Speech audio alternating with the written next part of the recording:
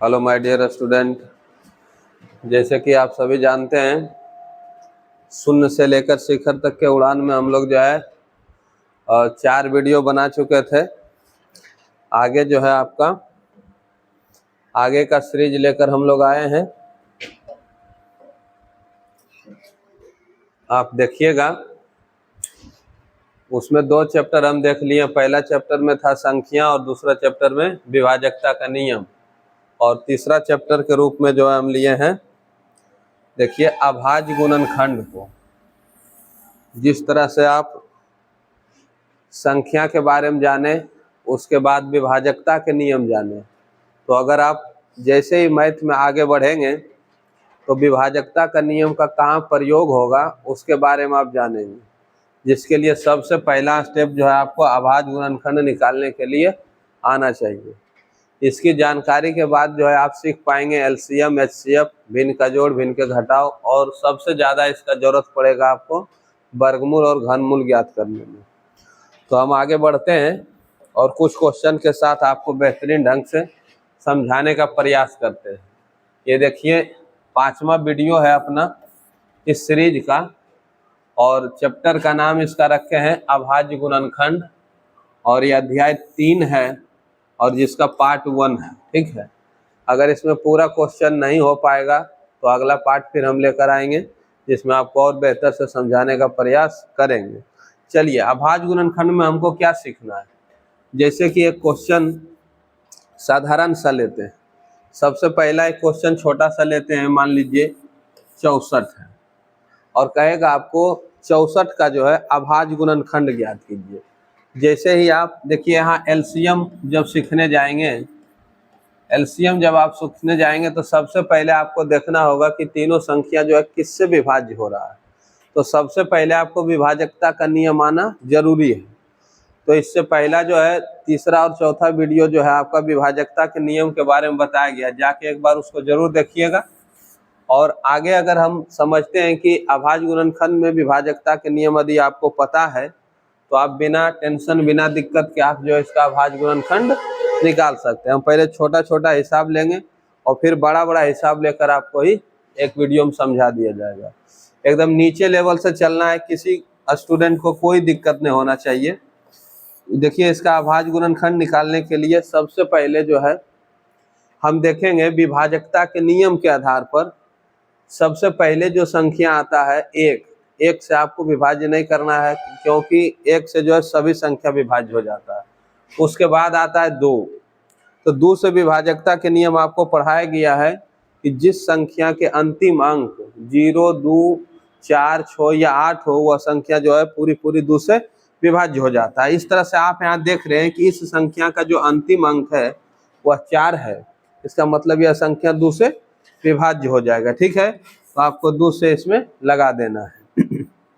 2 से आपको देखिए 6 में लगाना है, तो 3 बार में लग जाएगा भागा, 2 तिया 6, उसके बाद 6 कट जाएगा और बचेगा आपका 4, 2 दूनी 4 लग जाएगा।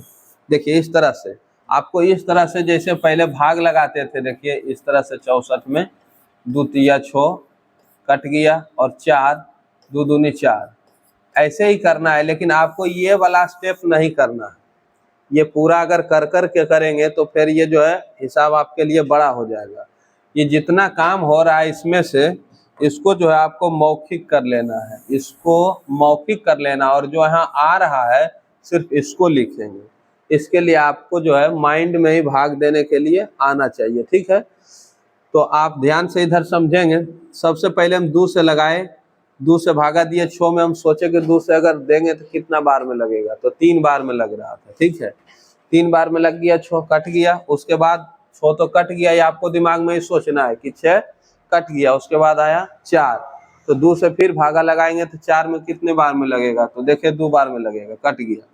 फिर से देखना है कि क्या यह 32 जो है 2 से विभाज्य होगा या नहीं विभाज्य होगा। तो हम फिर देख रहे थे कि 2 से विभाज्य का नियम कहता है अंतिम अंक जो है 0, 2, 4, 6 या 8 होना चाहिए। तो अंतिम अंक इसका देखिए 2 है, इसका मतलब यह 2 से विभाज्य होगा। ठीक है, जैसे ही 2 से लगाए 16 दूनी 32 लग गया, एकदम छोटा सा था, कोई दिक्कत नहीं हुआ होगा। फिर 2 से लगाए, फिर देखिए 2 8 16 हो गया होगा, फिर 2 से लगाए, 2 चौका 8 हो गया, और फिर 2 से लगाए, 2 दूनी 4 हो गया। एक चीज और आप जान लीजिए कि विभाजकता के नियम में अब पढ़े थे 2, 3, 4, 5 सभी से विभाज्य के नियम, लेकिन जब हम अभाज्य गुणनखंड निकालेंगे तो सिर्फ अभाज्य संख्या से ही हमको विभाज्य करना है, ठीक है। जैसे हमको 2 से विभाज्य करना है, अगर 2 से भाग नहीं लग रहा तो 3 से करना है, 3 से नहीं लग रहा तो 5 से करना है, 4 से नहीं करना है। क्यों? क्योंकि जब 2 से ही नहीं लग रहा तो फिर 4 से कहाँ से लगेगा, और 4 एक भाज्य संख्या, इसलिए हमको अभाज्य गुणनखंड निकालना है तो अभाज्य संख्या से ही निकालना है। अभाज्य संख्या किसको कहते हैं आपको पता होगा, आपका पहला नंबर वीडियो में जो है अभाज्य संख्या के बारे में बता दिए हैं। जब तक आपका बेसिक क्लियर नहीं होगा तब तक आपको मैथ भारी ही लगेगा, इसलिए आप पहले का 4 वीडियो देख लीजिएगा, तब 5वां वीडियो आपको जो है बढ़िया समझ में आएगा। तो इस तरह से देखिए अपना जो है 64 का अभाज्य गुणनखंड प्राप्त हो गया। 64 का अभाज्य गुणनखंड, 64 का अभाज्य गुणनखंड हो जाएगा आपका 2 गुना 2 गुना 2 गुना 2, देख लीजिए 2, 4, 6 गो आया है, 6 को 2 लिख दिए, यही आपका जो है अभाज्य गुणनखंड है। इसमें सिर्फ 2 आया है, लेकिन ये तो एकदम साधारण सा प्रश्न था। लेकिन यदि मान लीजिए कि आपको थोड़ा सा बड़ा प्रश्न दिया जाए तो कैसे बनाइएगा। अभाज्य गुणनखंड में जो देखिए संख्या आता, अगर इस सब को हम गुना कर देंगे तो फिर से वही संख्या प्राप्त हो जाएगा 64, ठीक है। गुना करके आप दे सकते हैं, 2 दूनी 4, 4 दूनी 8, 8 दूनी 16, 16 दूनी 32 और 32 दूनी 64। चलिए अब हम आगे देखते हैं और दूसरा नंबर क्वेश्चन ट्राई करते हैं और देखते हैं कि अभाज्य गुणनखंड कैसे बनेगा। जैसे कि हम एक संख्या ले लिए, देखिए 520, ठीक है, संख्या ले लिए 520। अब 520 में हम देख रहे हैं कि यह संख्या किससे विभाज्य होगा। तो सबसे पहले 2 के बारी आता है। अभाज्य गुणनखंड आपको जब भी निकालना है तो पहला बारी 2 का, फिर 3 का, फिर 5 का, फिर 7 का, फिर 11 का, फिर 13 का, इसी तरह से आपको जो भी लेना है अभाज्य संख्या ही लेना है, अभाज्य संख्या ही लेना है, ठीक है। उसी तरह से हम सबसे पहले देख रहे हैं कि अंतिम में शून्य आ रहा है। जैसे ही अंतिम में शून्य आ रहा है तो हम समझ गए कि अंतिम में शून्य आ रहा है तो 2 से विभाज्य होगा, 2 से विभाज्य होगा। अब मेन नियम आपको यही सीखना है कि 2 से तो विभाज्य होगा, ठीक है, लेकिन यह संख्या 2 से कितने बार में विभाज्य होगा, एकदम ध्यान से समझना है। सबसे पहले 5 है, 2 से हम भाग लगाएंगे 5 में, 2 दूनी 4, 2 तिया 6। अगर हम 3 बार में लगाते हैं तो 5 से बड़ा हो जाता है, तो हम 2 बार में लगाए भागा, आपको यहाँ 2 लिख देना है। अब माइंड में सोचना है कि जब हम 2 से इसमें भाग लगा रहे थे, 2 बार में लगाए तो कितना लगा, तो सोचिएगा कि 4 लगा भागा। तो 5 में जब हम 4 लगा दिए तो शेष कितना बचा, 1। और आपको ध्यान रखना है कि जो शेष 1 बचा उस पर उतारना है सामने वाला संख्या जो भागा में हम लिखते हैं। 1 पर 2 उतार दिए, 12 हो गया, और 12 में जब हम 2 से लगाएंगे तो 2 छक 12, 2 छक 12 हो गया, ठीक है। अब 2 छक 12 आ रहा है, जिस तरह से पूरी 12 कट गया, उसके बाद अब 0 आया है तो हम 0 को यहाँ लिख देते हैं, ठीक है। 0 को लिख दिए, उसके बाद हम फिर सोचे कि अब 260 है, फिर अंतिम में 0 आ रहा है, तो 0 आ रहा है तो क्या यह संख्या जो है, चलिए हम देख रहे थे कि अब हमको फिर देखना है कि अंतिम में 0 फिर से 2 से जो है लगेगा, तो 2 से हम जैसे ही लगाएंगे तो 2 से 2 में 1 होगा। सबसे पहले 2 ही कम 2, तो हम देख रहे हैं कि जैसे ही 2 में लगाए तो 2 पूरी कट गया होगा, ठीक है। उसके बाद जो है जब 2 कट जाएगा तब सामने 6 आएगा, 6 आएगा तो फिर 2 से हम भागा लगाएंगे 6 में, 2 तिया 6 होगा। अब 6 जब कट जाएगा तब 0 बचेगा, फिर हम 0 को सीधे लिख देंगे। अब सोचिए कि फिर से अंतिम में 0 आ रहा है, फिर से हम लगाएंगे 2 से, 2 से अब जैसे ही लगाएंगे देखिएगा 13 है, तो 2 से जब भागा लगाएंगे 13 में तो 6 बार में आएगा, 2 छक 12। एकदम छोटा छोटा हिसाब ले रहे ताकि आपको एकदम नीचे से समझ में आ जाए, कोई दिक्कत नहीं होगा। 2 छक 12, देखिए तो हम भागफल को यहाँ लिख दिए 6, और माइंड में सोचना है कि 6 बार में भागा कितना लगा है, तो 12 लगा है, और ऊपर में था कितना 13, तो शेष कितना बचा 1। अब 1 जो शेष बचा उसके ऊपर आप 0 रखिए, जैसे ही एक शेष के ऊपर आप 0 रखिएगा, देखिए हो जाएगा 10, और जो 10 हो रहा है फिर से 2 से भागा देंगे 10 में, तो 2 पच्चे 10 आ गया, कट गया ये। अब देखिए, अब आपको यहाँ ध्यान से समझना है, विभाजकता के जो नियम आप सीखे हैं उस पर ध्यान देना है कि अंतिम में अब 5 आ गया है।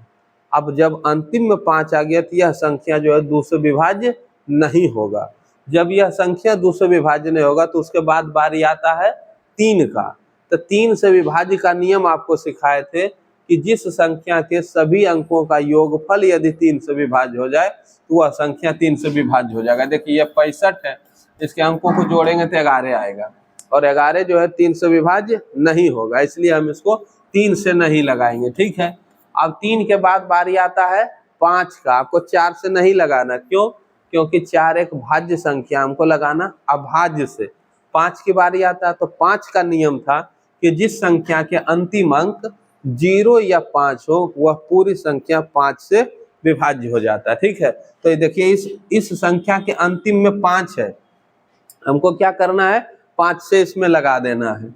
अब हम सोचेंगे कि 5 से तो लगा रहे हैं, तो लगावे कितना बार में, तो आप 65 के बारे में मत सोचिए, आप 6 के बारे में सोचिए कि 5 से यदि 6 में भागा लगाया जाए तो कितना बार में लगेगा। तो आप देखिएगा कि 5 दूनी 10 हो जाता, तो 2 बार में ज्यादा हो जाएगा, तो आपको 1 बार में लगाना भागा। जो भागफल होगा उसको लिखना है, और जो भागा लगा है उसको आपको माइंड में सोचना है कि 5 जो हम इसमें भागा लगाए तो मेरा शेषफल कितना बचा। 1 बार में लगाए तो 5 लगा, शेषफल 1 बचा, 1 पर उतरेगा 5। जैसे ही आप 1 पर 5 उतारिएगा, माइंड में सोचिएगा, लिखिएगा मत कहीं, माइंड में सोचिएगा कि 15 आ गया, तो 1 पर 5 15 हुआ, 5 से अब हमको 15 में भागा देना है, बस 5 दिया 15। अब क्या करेंगे, अब देखिए नीचे में जो 13 आया है खुद अभाज्य संख्या है, बस जैसे ही अभाज्य संख्या आ गया अब आपको आगे नहीं लगाना है और आराम से लिख देना है 520 का अभाज्य गुणनखंड। अभाज्य गुणनखंड बराबर में 2 गुना 2 गुना 2 गुना 5 गुना 13। इसको भी सभी को अगर गुना करेंगे तो यह संख्या जो है 520 आ जाएगा। इसको देखिए घात के रूप में इस तरह से लिखते हैं, 2 के पावर 3 इंटू में 5 इंटू में 13। ठीक है, इसको भी सीख लीजिए, दोनों में से कोई भी आंसर आप दे सकते हैं, कोई दिक्कत नहीं है। अब यहाँ समझने वाला बात क्या है कि यह चीज की आवश्यकता होगा कहाँ। अगर आप क्लास 6 से लेकर 10 तक कोई भी हिसाब को बनाइएगा तो बहुत बार ऐसा आ जाता है, आंसर जो है मेरा इस तरह से कोई संख्या ऊपर में आ जाता है और नीचे में मान लीजिए कोई संख्या आ जाता है, और हमको सोचना पड़ता है कि यह संख्या इसको काटेगा या नहीं काटेगा। उस टाइम जो है आपको अगर विभाजकता का नियम पता है, अभाज्य गुणनखंड विधि से आप इसको काटने के लिए जानते हैं बिना भागा दिए हुए, तो आपका आंसर यहाँ फटाक सा काट के आंसर ला दीजिएगा। और यदि आपको यह नियम पता नहीं है तब आप इसको भाग दीजिएगा, जिसमें आपका टाइम ज़्यादा लगेगा और लास्ट में आपको पता लगेगा कि यह संख्या 12 से विभाज्य ही नहीं हो रहा था, हम तो मतलब बिना मतलब के भाग दे रहे थे। ठीक है, इसलिए आपको विभाजकता का अगर नियम पता रहेगा तो आप इससे पहले जानकारी प्राप्त कर सकते हैं कि यह संख्या 12 से कटेगा या नहीं। जैसे कि आपको विभाजकता के नियम में बताए थे कि 12 से वही संख्या कटेगा जो 3 और 4 से कट रहा है, और देखिए यह संख्या जो है 4 से नहीं कटेगा, क्योंकि 4 का नियम था कि जिस संख्या के अंतिम 2 अंकों से बनी संख्या 4 से विभाज्य हो जाता है वह संख्या जो है पूरा 4 से कटेगा। इसका मतलब यह संख्या 4 से विभाज्य नहीं होगा, इसका मतलब ये हुआ कि यह संख्या 12 से भी विभाज्य नहीं होगा। तो यदि आपको विभाजकता का नियम पता है तो आपको कैलकुलेशन करने में दिक्कत का सामना नहीं करना पड़ेगा और आपको जो है मैथ हल्का लगेगा। ठीक है, चलिए अब इसी के साथ हम आगे बढ़ते हैं और आगे एक क्वेश्चन लेते हैं, आपका 3रा नंबर क्वेश्चन।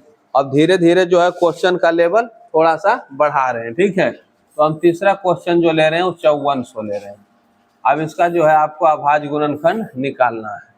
संख्या को थोड़ा बड़ा कर दिए हैं, तो सबसे पहले आप क्या ध्यान दीजिएगा, वही विभाजकता का नियम ध्यान दीजिएगा कि अंतिम में क्या है, 2 से कटेगा या नहीं कटेगा। तो हम देख रहे हैं कि अंतिम में 0 है, तो यह संख्या जो है 2 से विभाज्य हो जाएगा। ठीक है, जैसे हमको पता लग गया कि अंतिम में 0 है तो यह संख्या 2 से विभाज्य हो जाएगा। तो अब हम देखेंगे 2 से कितने बार में लगेगा। तो आप 5400 के बारे में मत सोचिए, आप सिर्फ 5 के बारे में सोचिए कि 2 से जब भागा देंगे 5 में तो कितने बार में लगेगा। सोचिए कि 2 से अगर हम भागा लगा रहे हैं, 2 कम 2, 2 दूनी 4, 2 तिया 6, 3 बार में अगर हम इसमें भागा लगाएंगे 5 में तो 6 आ जाता, अर्थात ज्यादा हो रहा है। तो हम क्या करेंगे, 2 बार में लगाएंगे।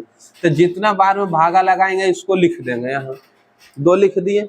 उसके बाद सोचेंगे कि जब हम इसमें 2 से भागा लगाए और वह भागा 2 बार में लगा तो कितना लगा, तो 2 दूनी 4 लगा। अब 4 लगा, 5 के नीचे में 4 आ गया। ये सब काम आपको एकदम माइंड में ही सोच के करना है। 4 आ गया तो शेषफल क्या बचा, 1। जैसे कि आपको देखिए इधर समझा भी देते हैं एक बार, आप बेहतर से समझ पाएंगे इसको। देखिए कि जब 2 से आप भागा लगाइएगा इसमें 4, तो देखिए 1 आया ना। इतना काम आपको माइंड में ही सोच लेना है कि जब हम 2 से इसमें भाग लगाएंगे तो हमारा शेषफल जो है 1 आएगा, ठीक है। और 1 पर क्या उतारना है यह भी आपको देख लेना है। देखिए 1 पर 4 उतारना है, तो हमको माइंड में ही सोच लेना है कि 1 पर जब हम 4 उतारेंगे तो कितना हो जाएगा, तो वह 14 हो जाएगा, ठीक है। 14 हो जाएगा तो फिर सोचिएगा कि 2 से जब भागा लगाएंगे 14 में तो कितना बार में लगेगा। अगर आप इतना सोच पाते हैं, इसका मतलब है कि कितना ही बड़ा अभाज्य गुणनखंड आपको निकालने के लिए बोला जाए तो आप आराम से निकाल सकते हैं। चलिए, उम्मीद है कि आप समझ रहे होंगे। 14 में हम 2 से भागा लगा दिए, 7 बार में लग गया, 14 कट गया। अब 2 शून्य को जैसे के तैसे उतार देंगे। फिर 2 से लगाना, क्योंकि अंतिम में 0 है। अंतिम में 0 रहे, 2 रहे, 4 रहे, 6 रहे, 8 रहे, यह संख्या जो है 2 से विभाज्य हो जाता है। अब हम 2 से 2 में भागा लगा रहे तो सिंपल है, 1 बार में लगेगा और 2 की होगा कट जाएगा। 2 से 2 कट गया। अब उतरेगा कि यहाँ 2 तो कट गया, अब सामने में जो संख्या है उतरेगा 7।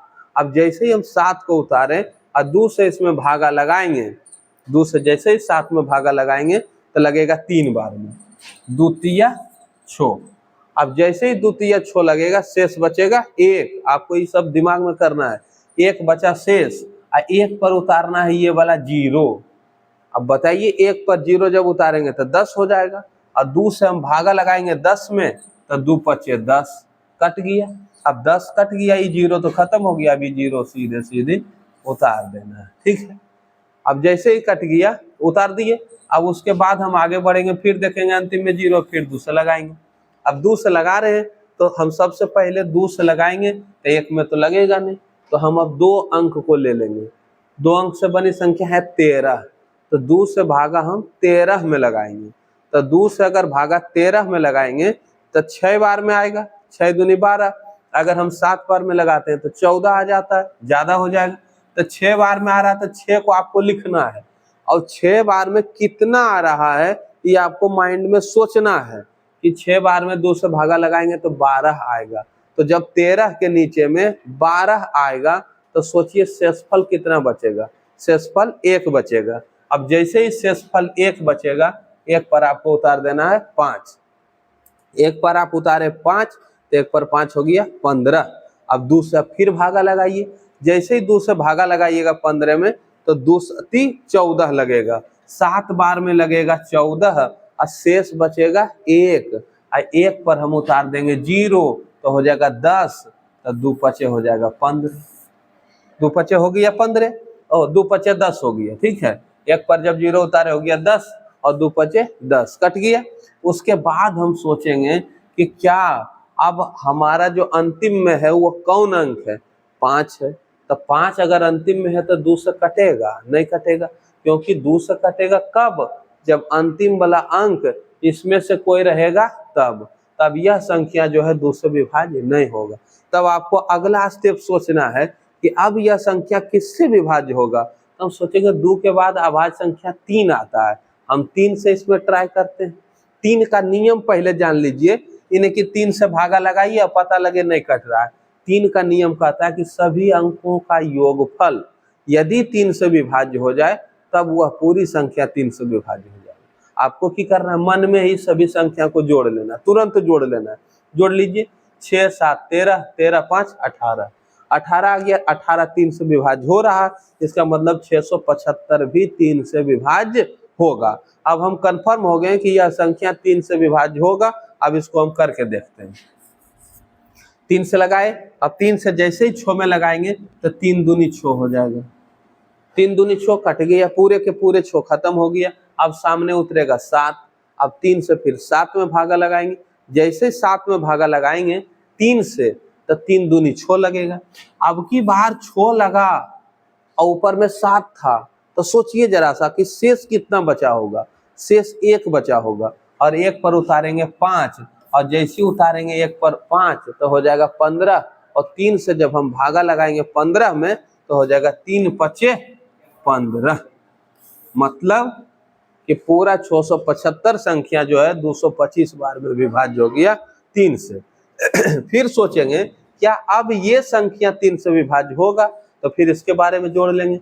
5 2 7, 7 2 9, योगफल आ रहा 9, तो हम समझ जाएंगे कि यह संख्या 3 से विभाज्य हो जाएगा। ठीक है, जैसे ही हो जाएगा विभाज्य तो हम क्या करेंगे, अब की बार फिर से 3 से लगाएंगे। 3 से लगाए, 3 से जैसे लगाएंगे तो 3 से सामने हमको 22 दिख रहा है।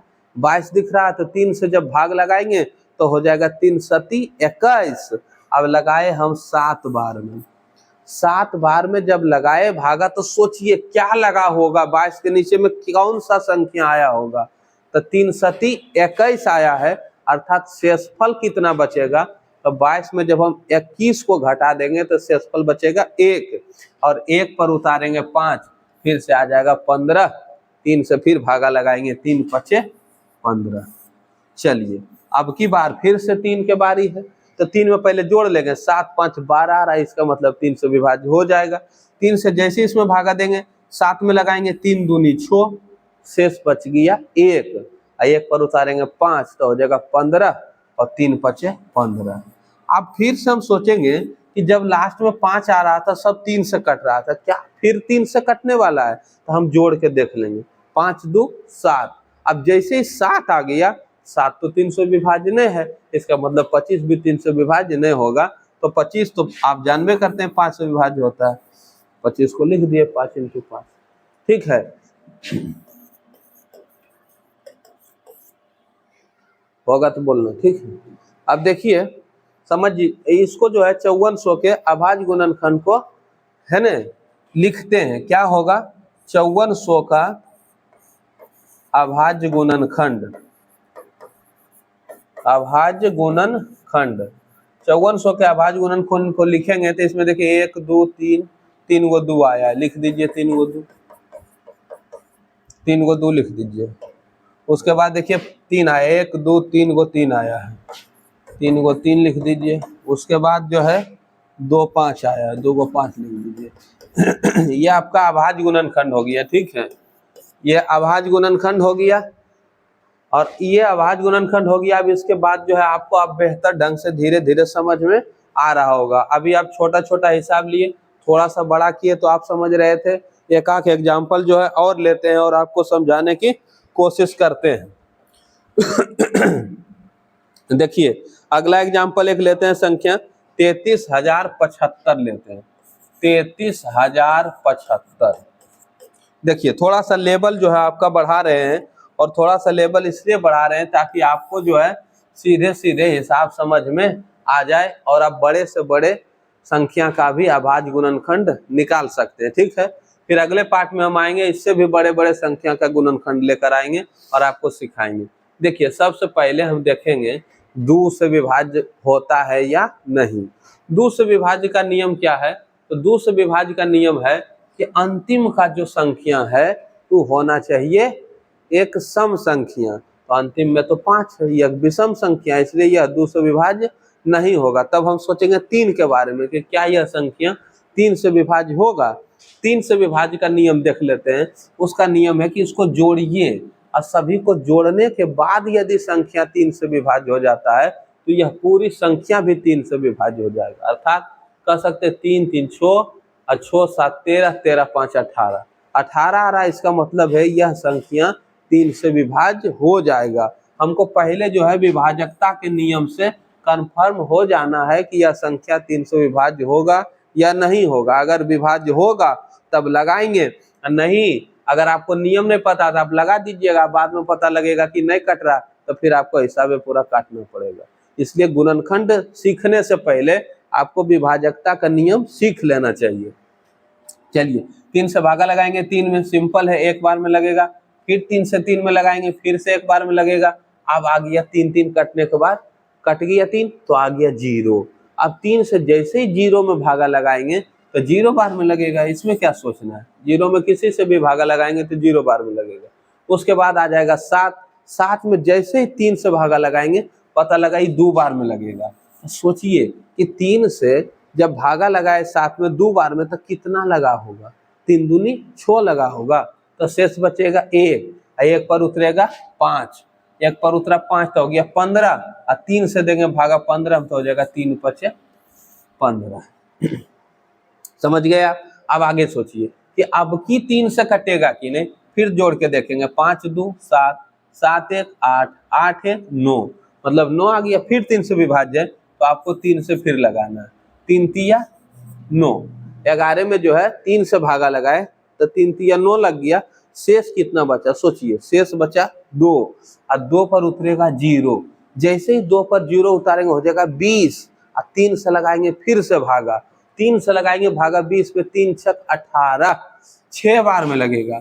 6 बार में भागा कितना लगा, 18 लगा। ऊपर कितना था 20 था, 20 में जब 18 घटा देंगे तो कितना बचेगा 2।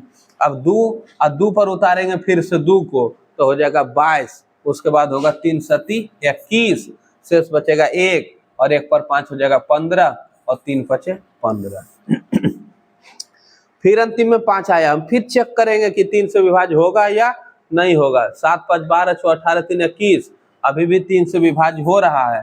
3 से 3 में भागा देंगे 1 बार में कटेगा, 3 से 6 में भागा देंगे 2 बार में कटेगा। अब आया 7, अब जैसे ही 3 से 7 में भागा देंगे 2 बार में तो पूरा पूरा नहीं कटेगा, शेष बच जाएगा 1। उसको ध्यान में रखना है कि शेष बच रहा 1, 1 पर उतारना 5 को, 1 पर जैसे ही 5 उतारे 3 5 15 हो गया, कट गया।